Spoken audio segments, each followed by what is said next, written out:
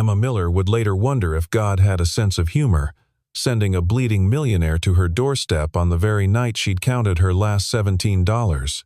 The stranger slumped against her building's wall looked like death itself. Expensive shoes ruined, designer suit torn and bloody, knuckles split from fighting. His briefcase lay beside him like a fallen soldier. Any sensible woman would have called the police. Any smart single mother would have locked her door. But Emma, 25, and tired of being sensible, heard herself whisper words that would change everything.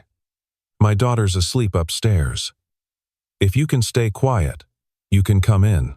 Emma Miller had never imagined her life would turn out this way. At 25, she lived in a cramped two-bedroom apartment on the outskirts of the city with her 5-year-old daughter, Lila. The wallpaper peeled in the corners, and the radiator clanged through the night, but it was home. 3 years ago, she'd been a promising design student at the local college, her professors praising her eye for color and composition. She'd spend hours in the studio, sketching layouts and dreaming of the boutique firm she'd one day open. Those dreams shattered the moment the pregnancy test showed 2 pink lines. Marcus, her boyfriend of 2 years, had promised they'd figure it out together. He'd held her hand in the doctor's office, whispered reassurances when morning sickness left her weak. But promises, Emma learned, were as fragile as the tissue paper she used to wrap her design projects. When she was 6 months along, her belly just beginning to show, Marcus packed his things while she was at her prenatal appointment. She came home to an empty closet and a note that simply read, "I'm not ready for this." Her parents, conservative and image-conscious, had been even less supportive. "You've embarrassed this family," her mother had said, her voice cold as winter frost. "Don't come back until you've sorted out this mess." Emma dropped out of school the following week. Design studios didn't accommodate single mothers with newborns, and daycare costs exceeded what any internship could pay. She found work at a small bakery downtown, kneading dough at 4 in the morning while Lila slept in a makeshift crib in the back room. The owner, Mrs. Chen, had been kind enough to allow it, understanding what it meant to struggle. Emma learned to stretch every dollar, clipping coupons with the precision she'd once reserved for cutting fabric samples. She became an expert at finding discounted produce just before closing time, at mending clothes until the patches had patches. The hardest part wasn't the exhaustion or the loneliness. It was watching Lila struggle to breathe during asthma attacks, knowing the good inhalers cost more than a week's groceries. Emma would sit by her daughter's bed, counting each labored breath, praying the generic medication would be enough. She'd given up believing in miracles long ago. Men who stayed, families who supported, second chances. Those were luxuries for other people. All Emma wanted was to keep her daughter healthy and safe. Respect was something she'd stopped expecting entirely. In her world, survival was victory enough. The stranger in her living room looked like he'd been through his own war. Logan, as he'd quietly introduced himself, sat on her threadbare couch, water still dripping from his dark hair. Emma worked silently, cleaning the gash on his shoulder with supplies from her first aid kit. His hands, she noticed, bore no calluses, not a laborer then. But his eyes held a weariness that went deeper than physical exhaustion. She heated leftover soup on the stove, the gas flame flickering uncertainly. "I don't have much," she said, setting the bowl before him along with a heel of day-old bread from the bakery. "It's more than enough," Logan replied, his voice hoarse. He ate slowly, as if remembering how. Emma didn't ask questions. In her neighborhood, people showed up battered and lost often enough that curiosity had become dangerous. She simply handed him a faded quilt her grandmother had made, pointing to the couch. "Bathroom's down the hall. Lock doesn't work, so just knock first." Logan nodded, clutching the quilt like a lifeline. For a moment, their eyes met, and Emma saw something she recognized. The look of someone who'd lost their way so completely they'd forgotten what home felt like. Around 2 in the morning, Lila's coughing shattered the quiet. Emma bolted from bed, finding her daughter sitting up, gasping for air between harsh, barking coughs. The inhaler sat empty on the nightstand. She'd meant to refill it tomorrow, when her paycheck cleared. "Mommy," Lila wheezed, tears streaming down her flushed cheeks. Emma held her close, trying to keep the panic from her voice as she rubbed her daughter's back. Then Logan appeared in the doorway, alert despite the hour. Without asking, he moved to Lila's other side. "Keep her sitting upright," he said calmly, his hand gentle on the child's shoulder. "Count with me, sweetheart. In for 4, hold for 4, out for 4. His voice was steady, practiced, as if he'd done this before. Together, they coached Lila through the breathing exercises, Logan's presence somehow making the small room feel less suffocating. Slowly, agonizingly, the coughing eased. Lila's breathing steadied, and she slumped against Emma, exhausted but breathing freely. "Thank you," Emma whispered. But Logan had already retreated to the shadows of the hallway.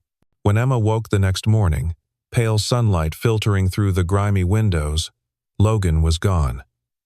The quilt lay folded neatly on the couch, the soup bowl washed and placed on the drain board. On the coffee table, held down by her daughter's favorite toy elephant, was a piece of paper torn from a notebook. The handwriting was careful, precise. "Thank you for trusting a stranger. Your kindness saved more than you know." Emma stared at the note, then crumpled it and tossed it in the trash. People passed through their lives all the time. She had work in an hour, and Lila's prescription to fill. There was no time for wondering about mysterious strangers. 3 days later, the bakery hummed with nervous energy. Corporate had announced a new CEO was visiting all branches, conducting performance reviews and implementing changes. Mrs. Chen wrung her hands, worried about her informal policies that had helped so many struggling employees. Emma focused on her work, piping delicate roses onto a wedding cake, when the bell above the door chimed. "All staff to the front, please," the district manager called out, his voice unnaturally cheerful. Emma set down her piping bag, wiped her hands on her apron, and joined the gathering crowd. The man who walked through the door wore an expensive charcoal suit that fit him perfectly. His hair was styled, his shoes polished to a mirror shine. But Emma would have recognized those tired eyes anywhere. Logan stood before them, the ragged stranger transformed into corporate authority. Their eyes met across the room, and for a moment, his composed mask slipped. Emma felt the blood drain from her face, her hands trembling as rage replaced shock.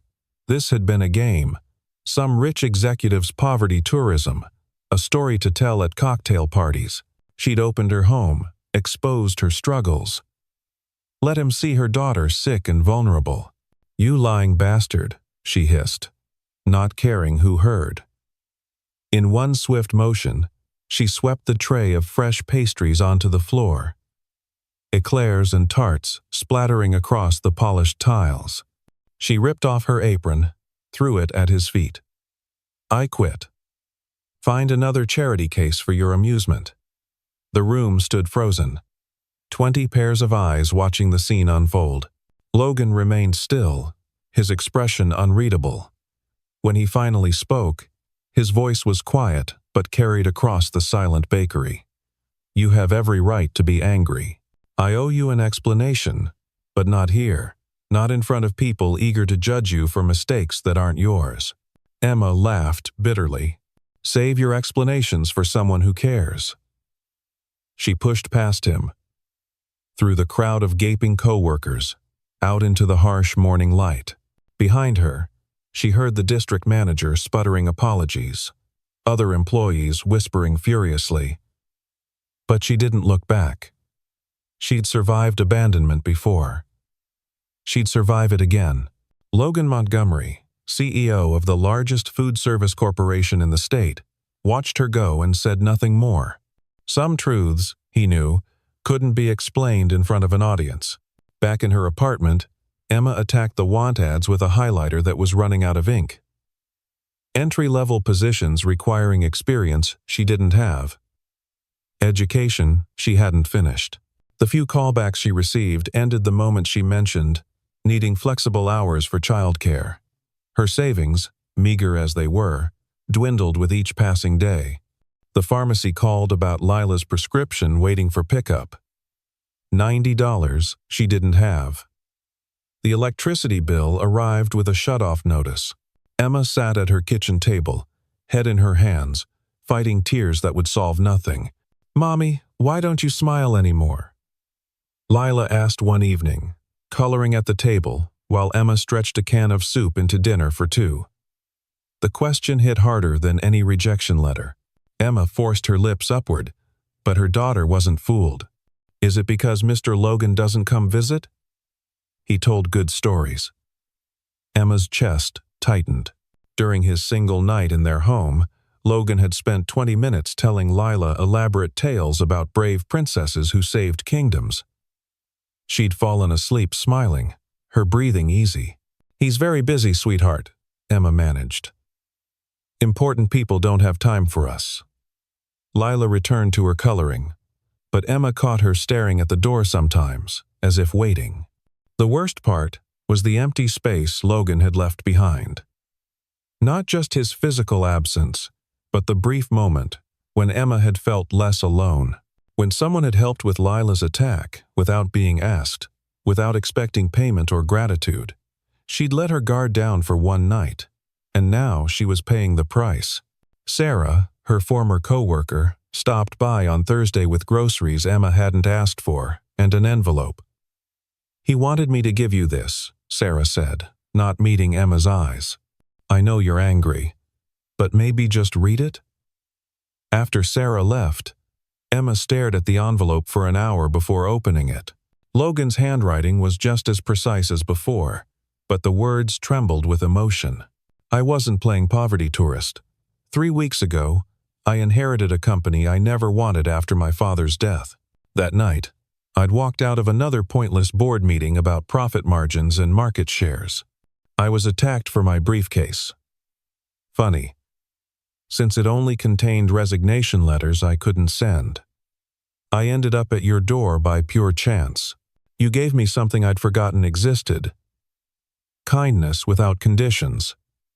You saw a human being, not a bank account or a business connection. I'm not asking for forgiveness. I'm only asking you to believe that what happened in your home was real." Emma read the letter 3 times before crumpling it up. Then she smoothed it out and read it again. She wanted to stay angry. Anger was armor, protecting her from hope that always led to disappointment. But remembering his hand steady on Lila's shoulders, his voice calm in crisis, she felt her defenses cracking. She shoved the letter in a drawer and went back to job hunting. Feelings were luxuries single mothers couldn't afford. But that night, she dreamed of stories told in warm voices and woke with tears on her cheeks. The changes started small. A scholarship letter arrived for Lila from a foundation Emma had never heard of, covering preschool and medical expenses. When she called to verify it wasn't a scam, the administrator assured her everything was legitimate, the donor choosing to remain anonymous. Then, Mrs. Chen called. Voice excited. "Emma, the strangest thing. Corporate approved a new program for independent contractors. You could sell your designer cakes through our locations, set your own hours, keep 70% of profits. No mandatory meetings, no corporate oversight. It's perfect for you." Emma knew she should refuse out of pride. But pride didn't pay for inhalers or keep the lights on. She accepted, throwing herself into creating unique pastries that soon had customers requesting her by name. Every morning, she found fresh lavender sprigs tied to her apartment door handle. She'd mentioned once, during that strange night, that lavender was the only scent that helped her sleep. The flowers appeared without fail, No note attached. Their purple blooms, a silent presence in her chaotic life. Within 2 months, Emma had enough steady clients to rent a small stall at the local farmer's market. She named it Lila's Sweets and painted the sign herself. Her dormant artistic skills awakening. Customers loved her stories about each cake's inspiration, her passion evident in every fondant flower. She hired another single mother to help on weekends, remembering how Mrs. Chen's kindness had saved her. For the first time in years, Emma felt like she was building something instead of just surviving. "Look, Mommy," Lila called one evening, holding up a wooden box she'd found under her bed. Inside was a drawing in her 5-year-old scrawl. 3 stick figures, holding hands under a rainbow. "It's us. You, me, and Mr. Logan. We're a family." Emma's hands shook as she held the drawing. Her daughter had drawn them as equals. The same size, the same bright smiles. In a child's pure vision, there were no CEOs or struggling mothers, just 3 people who belonged together. "That's beautiful, baby," Emma whispered, pulling Lila close. The anger she'd carried for months dissolved into something more complex. Regret for chances not taken. Words not said. She'd spent so long protecting herself from disappointment that she'd pushed away the first person in years who'd offered help without conditions. Logan had seen her at her worst, exhausted, frightened, barely holding on, and hadn't run. He'd stayed through a medical crisis, left with gratitude instead of judgment. Maybe that meant something. Maybe she'd been wrong. The corporate farmers market showcase arrived with unusual April warmth. Emma had been invited as a featured vendor. Her story of entrepreneurship through adversity, exactly what the company wanted to highlight. She'd almost declined until Sarah mentioned the exposure could triple her customer base. So she packed her best creations, dressed Lila in her favorite yellow sundress, and tried to ignore the butterflies in her stomach. This was business, nothing more. The fact that Logan would certainly be there as CEO meant nothing. The market buzzed with activity, corporate sponsors mingling with local vendors under white tents. Emma focused on arranging her display. Each cake a small work of art. Lila helped, carefully placing the hand-painted price cards they'd made together. The morning passed in a blur of sales and compliments, Emma's confidence growing with each satisfied customer. She was packing up empty containers, successful beyond her wildest hopes, when a familiar voice made her freeze. "I've been hoping to find real lavender honey cake. I heard the baker here makes the best in the city." Logan stood at her table, not in a suit but in jeans and a simple button-down, holding a paper cup of tea. He looked younger, less burdened than the executive she'd confronted months ago, even less like the broken stranger she'd helped. He was just a man, waiting quietly for her response. Emma's hands stilled on the cash box.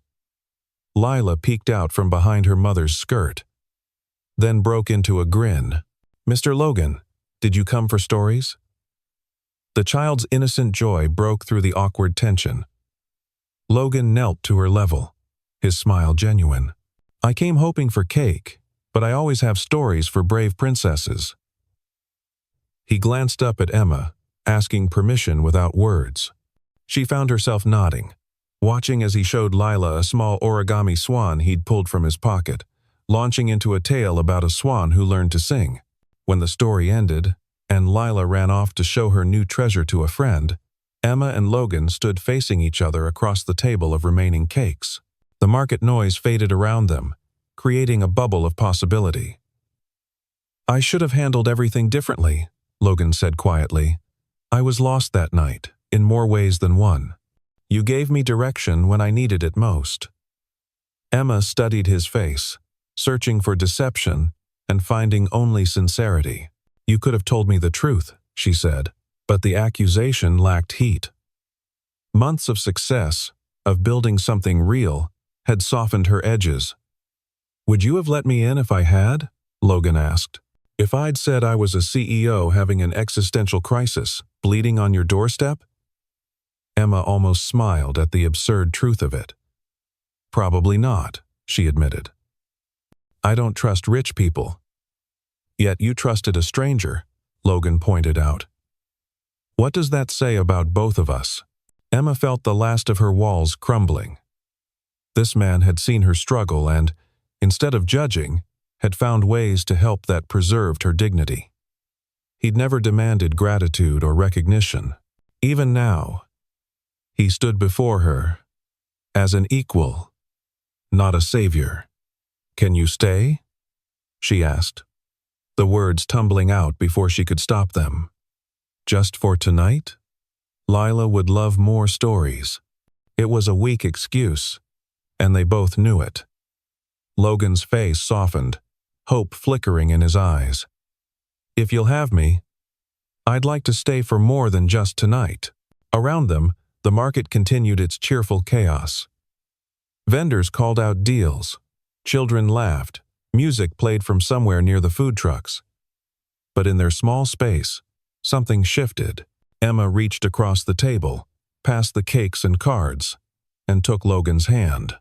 His fingers were steady and warm, no longer those of a desperate stranger, but not quite those of a polished executive either.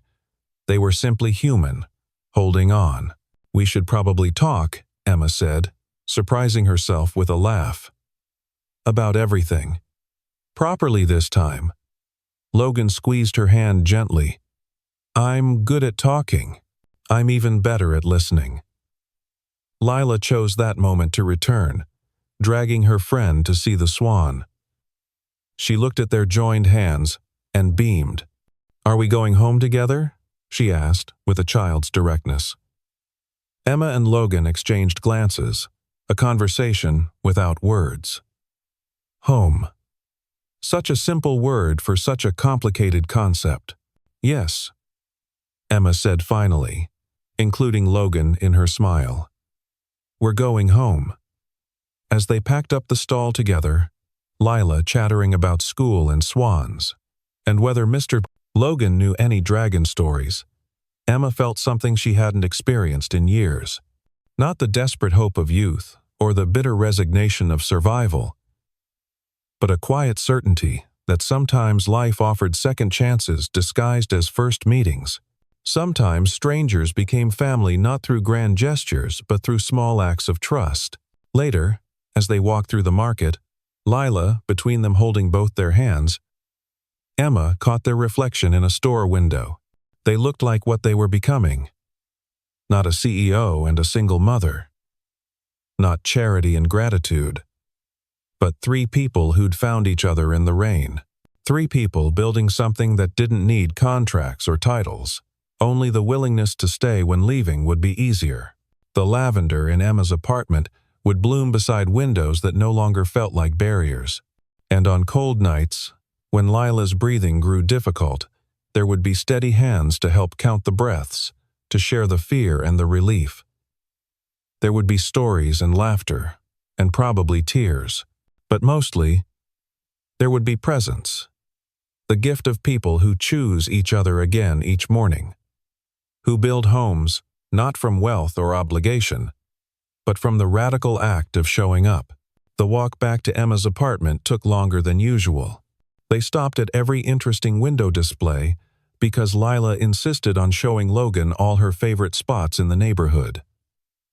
The ice cream shop, where the owner sometimes gave her free samples.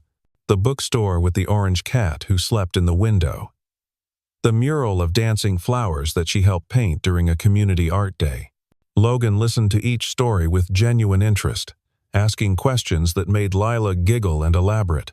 Emma watched them interact, something loosening in her chest with each passing moment. Mr. Logan, do you live in a big house? Lila asked as they waited at a crosswalk.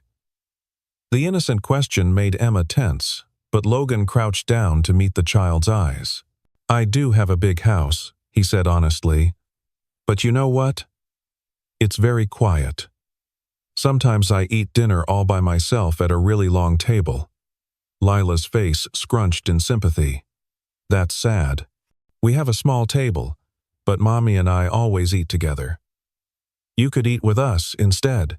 The simplicity of the offer, the pure generosity of a child who had so little wanting to share it, made Logan's eyes glisten. "I would like that very much," he said softly. Emma touched his shoulder. A brief gesture of understanding. She knew what it was like to have everything that looked successful from the outside while feeling empty within. They continued walking, but something had shifted. The awkwardness of reconnection gave way to tentative comfort. Logan told them about his father, a man who built an empire but never learned to build relationships. Emma found herself sharing stories about design school, dreams she'd buried but never quite forgotten. When they reached the apartment building, Emma hesitated at the entrance. The peeling paint and broken mailboxes seemed even shabbier than usual. "It's not much," she started, but Logan interrupted gently. "It's where you made a stranger feel human again. That makes it special." They climbed the stairs slowly, Lila chattering about which step creaked the loudest. Inside the apartment, afternoon sunlight slanted through windows. Emma had cleaned that morning, making the small space glow. "Can I show Mr. Logan my drawings?" Lila asked, already pulling him toward her room before Emma could answer. The space was tiny but cheerful, walls covered in Lila's artwork and glow in the dark stars Emma had painstakingly applied to the ceiling. Logan admired each drawing with the seriousness children deserved, asking about colors and stories behind the pictures. Emma leaned in the doorway, watching her daughter bloom under the attention. "This one's you," Lila announced, producing a paper covered in dark scribbles with small yellow dots throughout. "It's from when you were sad. But see? I put stars inside you because I knew you were good." Logan held the drawing like it was precious, his throat working. "Can I keep this?" he asked. Lila nodded solemnly. "But you have to promise to remember, the stars are there, even when you feel dark." The wisdom of 5-year-olds, Emma thought, could humble anyone. They spent the afternoon in easy companionship. Logan helped Lila with a puzzle while Emma prepared dinner, the domestic scene both foreign and oddly natural. She found herself humming, something she hadn't done in months. When Logan appeared in the kitchen doorway, sleeves rolled up and offering to help, she handed him vegetables to chop without hesitation. They worked side by side, their movements falling into rhythm as if they'd done this before. "I need to tell you something," Logan said quietly, mindful of Lila playing in the next room. "That night, when I showed up here, I'd just come from signing papers to dissolve my engagement." Emma's knife paused on the cutting board. "She was perfect on paper," he continued. "Right family, right connections. Understood the business world. But she looked at me and saw a acquisition, not a person.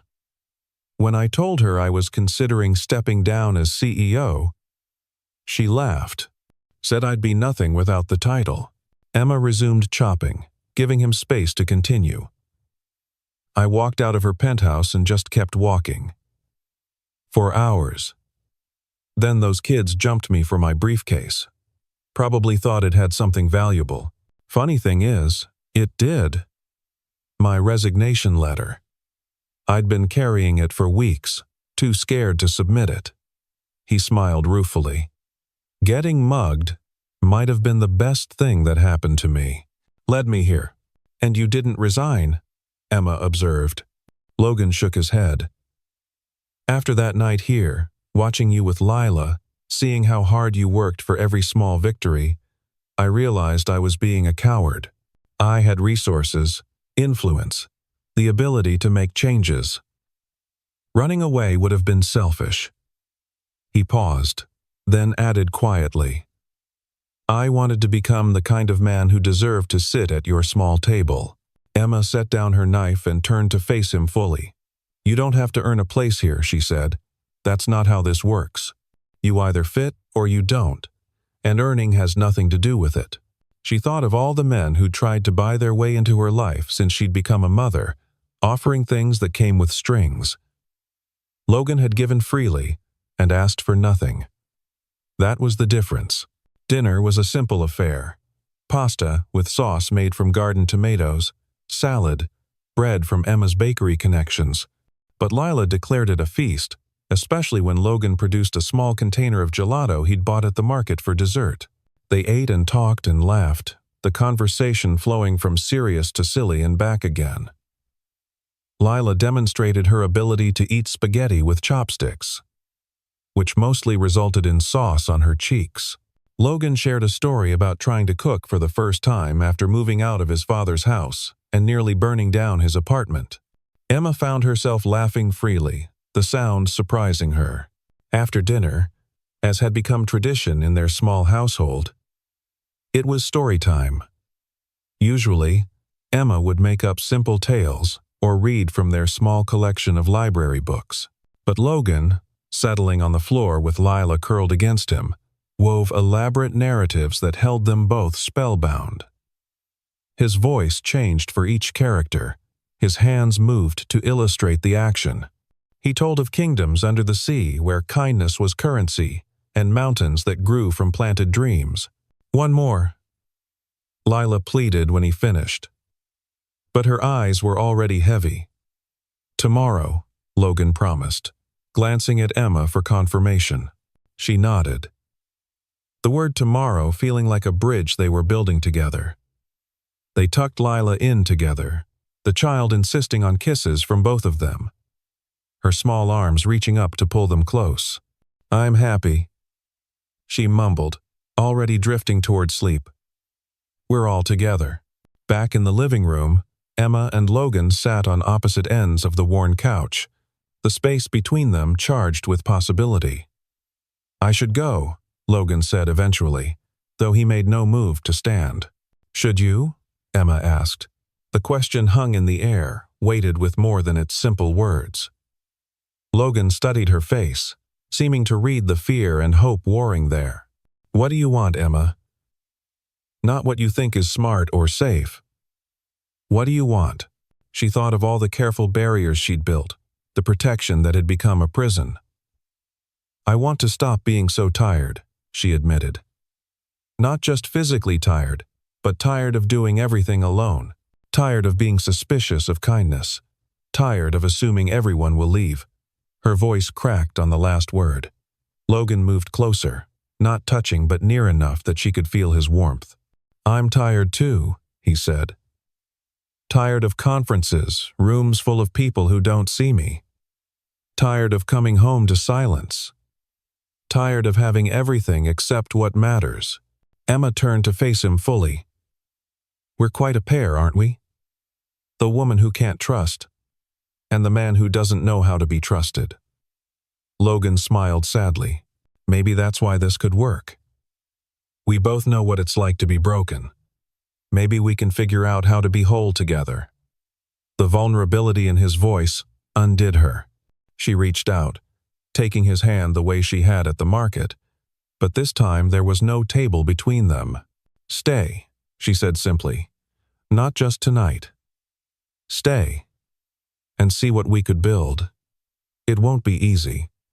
I have baggage, trust issues, a 5-year-old who gets sick and needs attention. My life is complicated and messy, and nothing like what you're used to." Logan squeezed her hand. "My life was expensive and empty. I'll take complicated and real any day." He paused, then added, "But I need you to know I'm not trying to save you. You've already saved yourself. I just want to be part of what you're building." They talked through the night, sharing stories and fears and tentative plans. Logan told her about the changes he wanted to make at the company, supporting small businesses and single parents. Emma shared her dream of opening a proper bakery cafe, a place that would welcome families and provide jobs for women rebuilding their lives. They discovered shared loves of old movies and terrible puns, debated whether pineapple belonged on pizza, found themselves laughing at 3 a.m. over nothing at all. When dawn crept through the windows, they were still on the couch, Emma curled against Logan's side, his arm around her shoulders. It felt natural, as if they'd always fit together this way. "I should warn you," Emma murmured against his shirt. "Lila's going to assume you live here now. She doesn't understand complicated adult relationships." Logan pressed a kiss to the top of her head. "Neither do I. I understand showing up, being present, choosing to stay. Maybe that's enough." As if summoned by the mention of her name, Lila appeared in the doorway, dragging her favorite stuffed elephant. She surveyed the scene with satisfaction. "Good, you're still here," she announced to Logan. "We need to have pancakes now." The simple assumption of we, the easy inclusion, made Emma's heart expand. Logan helped Lila climb onto the couch between them, the three of them sitting quietly as the city woke around them. "Are you going to work today?" Lila asked Logan. He shook his head. "I think I'm going to play hooky." "Do you know what that means?" Lila giggled. "It means being naughty and not going where you're supposed to." Logan grinned. "Exactly. And I can't think of anywhere I'm supposed to be except right here." Emma caught his eye over their daughter's head, seeing her own tentative joy reflected there. They made pancakes together, Lila standing on a chair to reach the counter, more flour ending up on her than in the bowl. Logan flipped them with theatrical flair, making Lila shriek with delight when one almost hit the ceiling. Emma found herself taking mental photographs, storing this morning in her heart. Not because it was perfect, the kitchen was too small, the pancakes slightly burned, Lila needed her inhaler after too much excitement, but because it was real. "I want to do this right," Logan said later, while Lila was absorbed in cartoons. "I know we started backwards, but I want to court you properly. Take you to dinner, bring you flowers.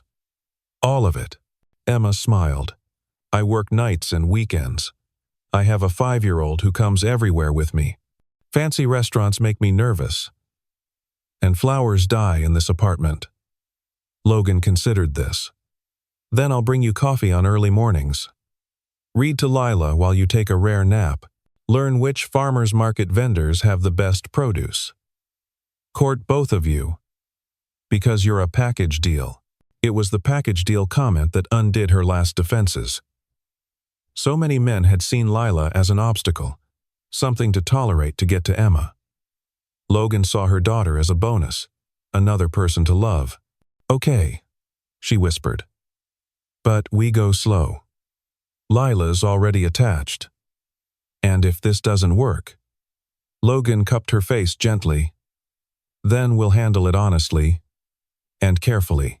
"But Emma, what if it does work? What if we're actually good at this?" The possibility of success, she realized, scared her more than failure. Failure she knew how to handle. But happiness? Trust? A partner who stayed?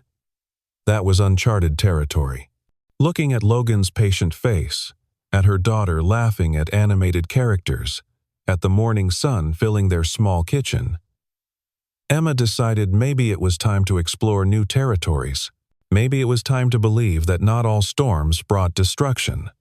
Sometimes they just brought strangers to your door who turned out to be exactly what you didn't know you were looking for. In the end, Emma thought as Logan lifted Lila onto his shoulders and the child shrieked with delight.